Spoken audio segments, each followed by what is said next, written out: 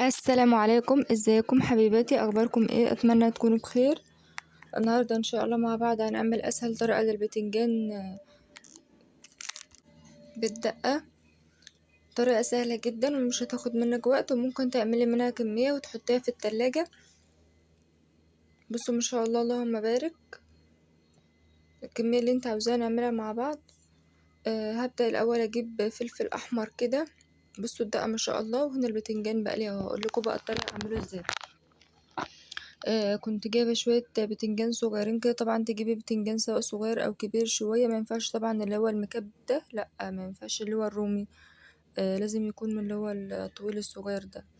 هبدأ بقى افتح الكمية اللي انا عاوزاها، اغسلها كويس وافتحها واحطها كده في الزيت زي ما انتوا شايفين.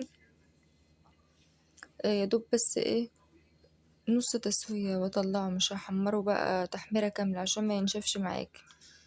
وهبدأ بقى اجيب شوية فلفل احمر مع شوية توم، واحط عليهم شوية ملح وشوية كمون وشوية كزبرة زي ما انتوا شايفين كده. هقلبه تقلبتين يا دوب كده، يبقى ايه، يبقى طري معايا ومستوي. اول لما لونه يغير هطلعه.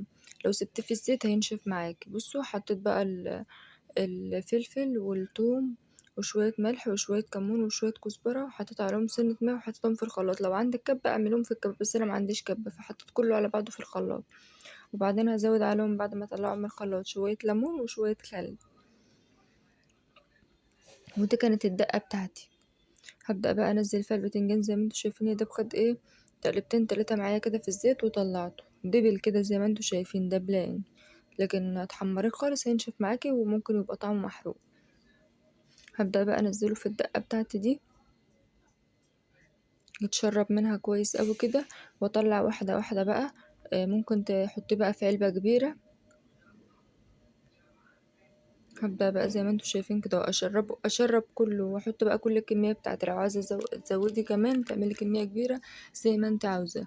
انا كان عندي كمية كبيرة، فهبدأ ايه اعملها كلها على بعضها واحطها في علبة عندي، واحطها بقى في التلاجة وقت ما عاوزة اطلع منها زي ما انتوا شايفين كده. وطبعا الدقة بتاعة البتنجان ديت ممكن نعمل منها كمية كبيرة ونحطها في الفريزر، ووقت ما نحتاجها نطلع منها. بتكون جميلة ما شاء الله اللهم بارك. جربوا بقى الطريقة دي وقولوا رأيكم في التعليقات. وما تنسوش بقى اللايك والاشتراك في القناة، واهم حاجة تفعيل زر الجرس عشان يوصلكوا كل جديد. السلام عليكم. ما تنسوش بقى تصلوا على النبي. هقابلكم بقى في فيديو جديد ان شاء الله.